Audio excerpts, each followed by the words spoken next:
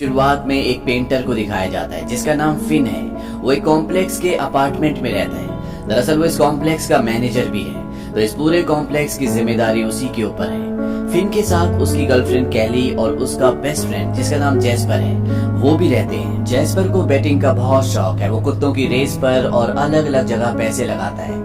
अब एक दिन कैली फिन को बताती है कि ओनर का कॉल आया था और उन्होंने कहा कि इस कॉम्प्लेक्स में जो मिस्टर बेजरेडीज रहते हैं उन्होंने पिछले 2 महीनों से रेंट नहीं दिया, इसीलिए मैं उनसे मिलने के लिए जा रही हूँ। और कैली मिस्टर बेजरेडीज, जिसे ये मिस्टर बी भी कहते हैं, उनके अपार्टमेंट में पहुंच जाती है। दरअसल इनके पास सारी अपार्टमेंट्स की चाबियां होती है और जब वो अंदर देखती है तो पूरे घर में अंधेरा होता है। कैली फिन और जेस्पर को भी यहाँ पर बुला लेती है और जब ये तीनों एक कमरे में जाते हैं तो वो देखते हैं कि वहाँ पर दीवार पर बहुत सारी फोटोज लगी होती हैं और ये सारी फोटोज इन्हीं के अपार्टमेंट की, इन्हीं के लिविंग रूम की होती है। लेकिन वहाँ पर कुछ फोटोज मिसिंग भी होती है, इन्हें कुछ समझ में नहीं आता। और तब ये देखते हैं कि वहाँ पर एक बहुत बड़ी मशीन है और जब ये उसे ध्यान से देखते हैं तो ये देखते हैं कि एक बहुत बड़ा कैमरा है जिसका लेंस इन्हीं के अपार्टमेंट की तरफ होता है। इसीलिए इस कैमरे ने सारी फोटोज इन्हीं के अपार्टमेंट की खींची होती है और इस मशीन से एक फोटो बाहर भी निकला हुआ होता है। इस फोटो में इन तीनों में से कोई भी नहीं होता, लेकिन इन्हीं के घर के दरवाजे के पास रखा हुआ एक कोट रैक इस फोटो में गिरा हुआ होता है। फिन पूछता है कि ये कोट रैक कब गिरा?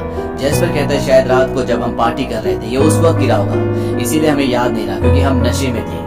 और ये अब इस घर से अपने घर पर आ जाते हैं और अगले दिन जब कैली जा रही होती है और वो कोट रैक से अपना कोट निकाल रही होती है तो कोट रैक गिर जाता है और जब ये उसकी पोजीशन देखते हैं तो ये एग्जैक्ट वही पोजीशन होती है जो फोटो इन्हें मिस्टर बी के कैमरे से उनके घर पर मिली थी। ये देखकर ये तीनों हैरान हो जाते हैं। इन्हें लगता है कि ये कोई इत्तेफाक है, लेकिन फिर भी ये तीनों इन्वेस्टिगेशन करने के लिए मिस्टर बी के अपार्टमेंट में जाते हैं और जब ये चारों तरफ देख रहे होते हैं तभी वो कैमरा ऑन हो जाता है और उसके अंदर से एक फोटो निकलती है और ये फोटो एक पार्टी की होती है। इन्हें कुछ भी समझ नहीं आता क्योंकि कल इनके घर में पार्टी होनी है और वहाँ नीचे और भी काफी सारी फोटोज गिरी होती हैं और इसके बाद ये आखिरी फोटो जो दीवार पे लगी होती है उसके हिसाब से सारी फोटोज को अरेंज करते हैं और ये देखते हैं कि उसमें डेज के हिसाब से एक फोटो ज्यादा है। यानी कि अगर आखिरी फोटो इनकी मंडे की होनी थी तो उसमें ट्यूसडे तक की फोटो होती है और आज मंडे है और ये समझ जाते हैं कि आज जो फोटो निकला है वो कल का है। यानी कि ये कैमरा भविष्य की यानी कि एक दिन बाद की फोटो खींचता है। इसीलिए कल जो इन्हें फोटो मिला था जिसमें रैक गिरा था वो रैक आज इनके घर पर गिरा है और अब इन्हें थोड़ा थोड़ा यकीन आना शुरू हो जाता है।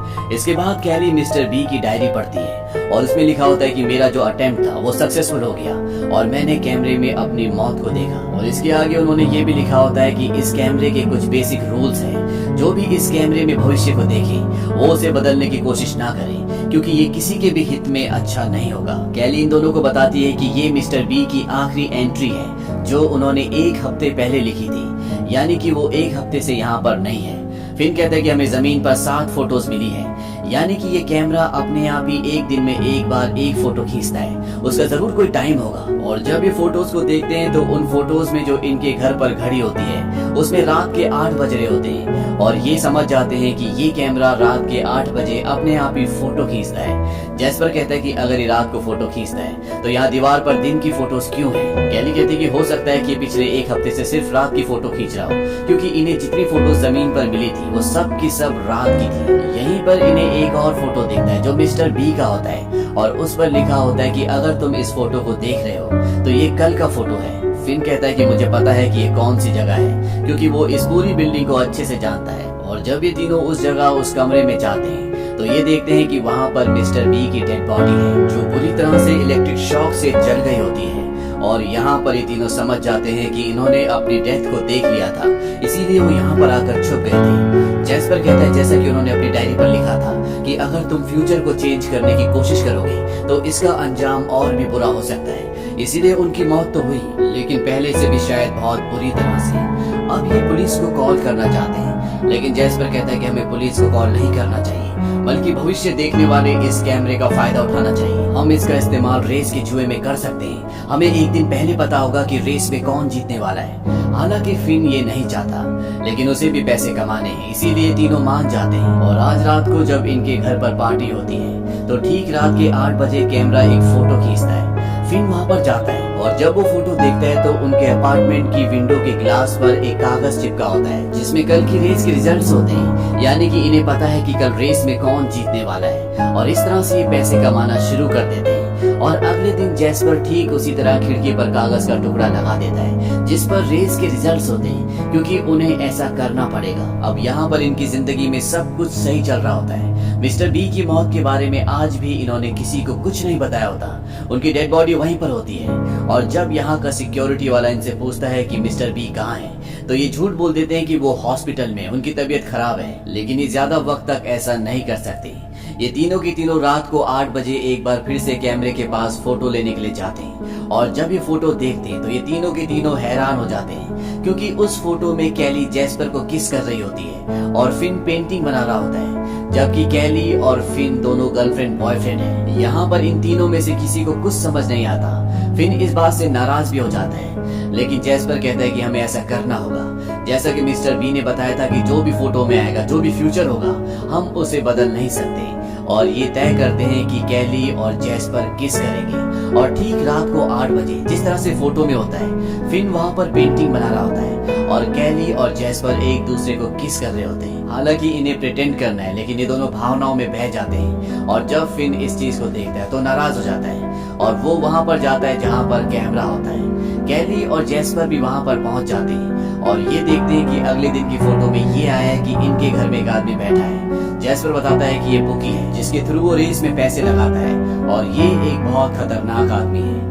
अगले दिन किसी भी तरह से इन्हें उस बुकी को अपने घर पर बुलाना होगा, इसीलिए जैस्पर उसे कॉल करता है और वो कहता है कि आज मैं रेस में पैसे नहीं लगा सकता। बुकी को उस पर पहले से शक होता है और रात को वो उसके घर पर आ जाता है। इस वक्त फिन और कैली घर पर नहीं होते क्योंकि फोटो में ये दोनों घर पर नहीं थे। यहाँ पर बुकी जैस्पर को डराता है, धमकाता है, क्योंकि उसे उस पर शक होता है। पहले वो एक भी रेस नहीं जीत पाता था और अब वो हर रेस जीतता है। और आज जिस तरह से उसने रेस में पैसे लगाने से मना किया है, इस बात से उसका शक और भी प्रोमिनेंट हो जाता है। उसे पूरा यकीन है कि इसके पास कोई ना कोई ऐसा जरिया है जिसकी वजह से हर रेस जीतता है। वो उसे डराता है, उसे धमकाता है और जैस्पर को बुकी को सारा सच बताना पड़ता है। वो उसे मशीन के बारे में बता देता है और बुकी को अब मशीन के बारे में पता है। और जिस तरह से पहले ये तीनों नंबर्स का पता लगाते थे, अब बुकी उस तरह से नंबर्स का पता लगाता है और अगले दिन जो सीन पिक्चर में यानी कि फोटो में आया होता है, वो ठीक उसी तरह रात को 8 बजे उस सीन को अरेंज कर देता है। बुकी यहाँ पर अपने एक आदमी को छोड़कर चला जाता है ताकि इनमें से यहाँ से कोई भी ना भाग सके और ना ही ये किसी को कुछ बता सके। अगली रात को 8 बजे जब फोटो निकलता है तो जैस्पर उस फोटो की अपने मोबाइल से फोटो खींच लेता है और जब ये तीनों उस फोटो को देखते हैं तो ये तीनों बहुत डरे हुए होते हैं। और वहाँ पर फिन ने अपनी पेंटिंग में एक डेंजर का साइन बनाया होता है। जैस्पर कहता है कि हम तीनों डरे हुए हैं, तुमने एक डेंजर का साइन बनाया है, जरूर यहाँ पर कल रात को कुछ न कुछ खतरा है। अगली रात को ये दिखाया जाता है कि यहाँ पर जो सिक्योरिटी वाला काम करता था, वो फिन को बताता है कि उसकी पुलिस की जॉब लग गई है और वो उसे अपना कार्ड भी देता है। दूर से बुकी का आदमी गाड़ी में बैठकर सब कुछ देख रहा होता है और वो फोन करके बुकी को सब कुछ बता देता है। फिन अंदर आके जैस्पर को ये बात बताता है। जैस्पर कहता है तुमने क्या किया? वो हमारी किसी बात पर यकीन नहीं करेगा, उसे लगेगा कि हमने मदद के लिए उस आदमी को सब कुछ बता दिया है। और वो उसे कहता है तुम वही पेंटिंग बनाओ जो फोटो में थी, और वो डेंजर वाली फोटो बनाता है। और अगले पल ये दिखाया जाता है यहाँ पर बुकी और उसका आदमी आ जाते हैं। वो इन्हें गन पॉइंट पर ले लेते हैं। हालांकि ये बताते भी हैं कि इन्होंने किसी को कुछ नहीं बताया, लेकिन वो इनकी बातों पर विश्वास नहीं करता और अब वो कैली को टॉर्चर कर रहा होता है। तभी जैस्पर बोलता है कि मैंने आज रात की फोटो देख ली, तुम्हारा मर्डर होने वाला है। बुकी उसकी बात पर हंसता है। वो कहता है कि मेरा मर्डर कौन करेगा? तुम। जैस्पर कहता है कि नहीं, तुम्हारा साथी जो तुम्हारे साथ है, जिसके हाथ में गन है। हो सकता है कि तुमने बहुत ज्यादा दौलत कमा ली हो और इसी वजह से तुम्हारा खून करना चाहता है। इस बात से वो पूरी तरह से स्थिर हो जाता है और अपने साथी से कहता है कि मुझे अपनी गन दो। वो उसे अपनी गन दे देता है और इसके बाद बुकी मिस्टर बी के घर जाता है ताकि वो उस फोटो को देख सके। और जब वो फोटो देखता है तो वो पूरी तरह से चौंक जाता है और वापस उसी जगह पर आता है जहाँ पर ये तीनों हैं, लेकिन सोफे पर जैस्पर नहीं होता। और जब वो अपने साथी से पूछता है कि जैस्पर कहाँ है, तो वो देखता है कि उसका मर्डर हो चुका है। दरअसल जैस्पर ने उसे मार दिया होता है और इससे पहले कि वो कुछ समझ पाता, जैस्पर दरवाजे के पीछे से उस पर हमला कर देता है और वो बुकी को भी मार देता है। यानी जैस्पर ने इन दोनों का कत्ल कर दिया। और इसके बाद ये इन दोनों की बॉडी उसी कमरे में ले जाते हैं जहाँ पर मिस्टर बी की डेड बॉडी पड़ी है। वहाँ पर जैस्पर बुकी की जेब से उस फोटो को निकालता है जो आज रात को कैमरे से निकली है और वो देखता है कि वो टेबल के सामने बैठा है और टेबल पर बहुत सारे पैसे पड़े हैं। इसीलिए बुकी इस फोटो को देखकर चौंक गया था। इसके बाद जैस्पर ऐसे ही करता है क्योंकि जो फोटो में है इन्हें करना होगा। ये भविष्य को बदल नहीं सकते। फिन अब इन सब चीजों से परेशान हो चुका है। वो इस देश को छोड़कर जाना चाहता है और वो सबको कहता है कि हमने जितने पैसे कमाने थे हमने कमा लिए, हमें इस देश को छोड़कर चले जाना चाहिए। जैस्पर कहता है कि यहाँ हम जितने सुरक्षित हैं इतना हम कहीं भी नहीं हो सकते, क्योंकि हम यहाँ पर अपने आने वाले कल को देख सकते हैं। इसीलिए उसकी बात को पूरी तरह से नकार दिया जाता है। रात को इनके घर पर डॉक्टर हाइटेकर आती है। वो कहती है कि मैं मिस्टर बी की कॉलीग हूँ, मैं बहुत देर से उनका दरवाजा खटखटा रही हूँ लेकिन वो दरवाजा नहीं खोल रहे। तभी यहाँ पर जैस्पर भी आ जाता है। जैस्पर कहता है कि तुमने इन्हें बताया नहीं कि वो यहाँ से जा चुके हैं। डॉक्टर इनसे पूछती कि जाने से पहले वो तुम्हें अपनी हैट दे गए थे, क्योंकि वो अंदर मिस्टर बी की हैट देख लेती है और अब वो अपनी गन निकालकर इन दोनों को गन पॉइंट पर ले लेती है। ये दोनों उन्हें सब कुछ सच बता देते हैं। वो कहते हैं कि उन्होंने अपने कैमरे में कुछ देखा था, उन्होंने अपनी मौत देखी थी। डॉक्टर कहते हैं कि हाँ, मिस्टर बी ने मुझे इस बारे में बताया था और उन्होंने इसे बदलने की कोशिश भी की थी। फिन कहते हैं कि हाँ, इसीलिए इनका ऐसा हाल हुआ क्योंकि इन्होंने भविष्य से छेड़खानी करने की, उसे बदलने की कोशिश की थी। डॉक्टर कहते हैं कि ऐसा कुछ भी नहीं है, इनकी मौत सिर्फ एक एक्सीडेंट की वजह से हुई है। वहाँ पर वो उन्हें एक पाइप दिखाती है और कहती है कि ये जार के अंदर था जिसे ये ऊपर से निकालने की कोशिश कर रहे थे, लेकिन इनसे ये गिर गया होगा जिससे फट गया और इस पाइप के अंदर जहरीली गैस थी, इसी वजह से इनका ये हाल हुआ, इनकी मृत्यु हो गई। इसके बाद डॉक्टर इन्हें एक फोटो दिखाती है और वो कहती है कि इससे मिस्टर बी डरे हुए थे, वो इस भविष्य को बदलना चाहते थे। इस फोटो में सोफे के ऊपर मिस्टर बी की हेड होती है और शीशे पर ब्लड होता है और मिस्टर बी को लगता था कि ये उनका ब्लड है, यहाँ पर उनका खून हो जाएगा और वो इस हादसे को किसी भी तरह से रोकना चाहते थे और ये हादसा उनके हिसाब से कल होगा। ये दोनों इस बात से शॉक्ड हो जाते हैं और वो डॉक्टर से कहते हैं कि पॉसिबल कैसे हो सकता है, क्योंकि कैमरा सिर्फ 24 घंटे बाद तक की फोटो दिखाता है। डॉक्टर कहते हैं कि मुझे नहीं पता कि तुम्हें ये जानकारी कैसे मिली, लेकिन ये सच नहीं है, यानी कि ये कैमरा भविष्य की बहुत आगे तक फोटो ले सकता है। ये डॉक्टर से पूछते हैं क्या तुम्हें इसकी सेटिंग्स के बारे में पता है, क्या इसकी सेटिंग्स चेंज की जा सकती है। डॉक्टर इन्हें बताती है कि अभी भी वो मशीन पर टेस्ट कर रहे थे, उन्होंने कभी मुझे सेटिंग्स के बारे में नहीं बताया, बस वो अपनी चीजें मुझसे शेयर किया करते थे। और अब जैस्पर अपनी गन निकालकर डॉक्टर को भी मार देता है। पहले भी वो 2 कत्ल कर चुका है और वो नहीं चाहता कि डॉक्टर बाहर जाके किसी को भी इस मशीन के बारे में बताए या ये बताए कि मिस्टर बी अब इस दुनिया में नहीं है। इन सब बातों से फिन पूरी तरह से परेशान हो जाता है और वो अब इस घर को छोड़कर जाना चाहता है, क्योंकि डॉक्टर के मुताबिक मिस्टर बी की मौत सिर्फ एक हादसा थी, वो एक एक्सीडेंट था। इसीलिए फिन यहाँ से जाना चाहता है क्योंकि वो जानता है कि भविष्य बदलने से किसी का कोई नुकसान नहीं होने वाला। लेकिन इससे पहले कि वो यहाँ से जाता, जैस्पर उसे कहता है कि तुम्हें आज का फोटो देखना चाहिए जो आज रात को 8 बजे मशीन से निकला है। कैली उसे वो फोटो नहीं दिखाना चाहती, लेकिन फिन कहता है कि मैं फोटो देखना चाहता हूँ। कैली अपसेट होकर वहाँ से चली जाती है और फिन जब उस फोटो को देखता है तो पूरी तरह से हैरान हो जाता है। उस फोटो में कैली और जैस्पर एक दूसरे के साथ सेक्सुअल इंटरकोर्स कर रहे हैं और फिन उस वक्त सोफे पर बेहोश पड़ा है। ये देखकर वो पूरी तरह से सदमे में आ जाता है। दरअसल फिन और कैली का रिश्ता कभी भी नॉर्मल नहीं था, इनके बीच में बहुत सारे मतभेद थे। हालांकि कैली फिन से हमेशा से बहुत ज्यादा प्यार करती थी और अब फिन को भी इस बात का रिग्रेट है और वो जैस्पर को कहता है कि हमें ये सब होने से रोकना होगा, क्योंकि वो अपनी गर्लफ्रेंड कैली से प्यार करता है। उसे एहसास है कि जो गलतियां उसने पास्ट में की है अब वो उन्हें दोबारा नहीं दोहराएगा। लेकिन इससे पहले कि ये सारी बातें वो कैली को बताता, जैस्पर पीछे से उसके सिर पर मारता है जिससे वो बेहोश हो जाता है और वो उसे उसी रूम में ले जाता है जहाँ पर उन चारों लोगों की डेड बॉडी है जो मर चुके हैं। वो उसे बंद कर वहां से निकल जाता है, लेकिन फिन किसी तरह से यहाँ पर अपने हाथ खोल लेता है और जब वो मिस्टर बी की जेब चेक करता है तो उसकी जेब में दरवाजे की चाबियां होती हैं। वो दरवाजा खोलकर बाहर आ जाता है और वो सीधा उस जगह पर जाता है जहाँ पर वो कैमरा, वो मशीन है। वहां से वो जैस्पर को कॉल करता है। जैस्पर ठीक उसके सामने विंडो पर खड़ा होता है और वो कहता है कि कैली को बुलाओ। हालांकि जैस्पर के हाथ में गन होती है, लेकिन फिन उसे कहता है कि अगर तुमने गन चलाई तो मेरे हाथ में जो पानी की बाल्टी है वो सारा पानी इस मशीन के अंदर गिर जाएगा और ये हमेशा के लिए खराब हो जाएगी।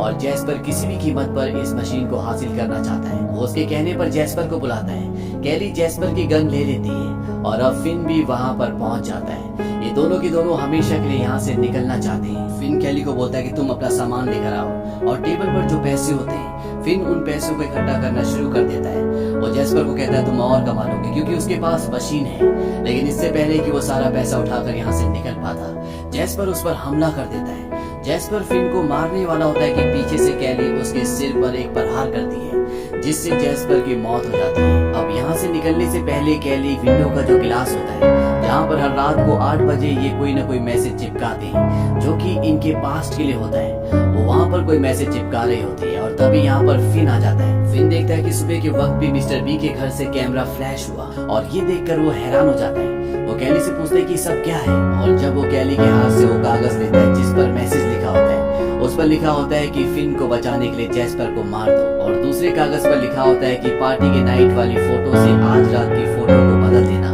फिन को कुछ भी समझ में नहीं आता कि ये सब क्या हो रहा है, और अब कैली उसे सब कुछ सच सच बताती है। दरअसल जो 2 मैसेज वो अभी खिड़की पर यानी कि विंडो पर चिपका रही थी, वो एक दिन पहले वाली कैली के लिए चिपका रही थी, जो इस मैसेजेस को सुबह देखेगी, क्योंकि ये कैमरा रात को 8 बजे और सुबह 8 बजे 2 बार फोटोज खींचता है, और सुबह वाली फोटो के बारे में सिर्फ और सिर्फ कैली को पता होता है। हालांकि आज रात को उसने जैस्पर को मार दिया, लेकिन वो अपनी पास्ट वाली कैली को ये बताना चाहती है कि जैस्पर को मार देना और साथ ही साथ फोटो को बदल देना, क्योंकि इस बार जो आखिरी फोटो इन्हें कैमरे से मिली थी जिसमें कैली और जैस्पर एक दूसरे के साथ सेक्सुअली इंटरकोर्स कर रहे थे, वो फोटो भी कैली ने बदली थी, क्योंकि इस बार जो कैमरे से फोटो निकला था उसमें पुलिस ने इनके घर को सील्ड कर दिया था, लेकिन कैली ने फोटो बदल दिया। और ये फोटो को बदलने के बाद फिन के दिल में जो कैली के लिए जगह थी, जो पुराना प्यार था, वो जाग उठा।